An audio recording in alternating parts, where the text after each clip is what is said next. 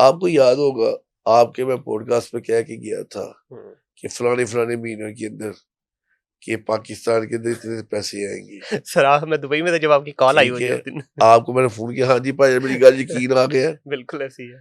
अब मैं आपको और बताता जाता हूँ, सर आज एक और देखे जाए ना कोई ऐसी। ये कौन सा महीना चल रहा है? सर फरवरी आ गया। फरवरी आ गया, मार्च अप्रैल मई जून, जून और जुलाई के अंदर हम्म। पाकिस्तान इंशाल्लाह $50 अरब क्रॉस कर जाएगा। लेकिन जनाब मलिक जमान साहब की तरफ से एक और बड़ा ही प्यारा मैसेज जो लास्ट टाइम भी इन्होंने दिया था और प्रूव हुआ। अब मुझे नहीं पता इन्होंने तोता रखा है, चिड़िया रखी है, कबूतर है इनके पास।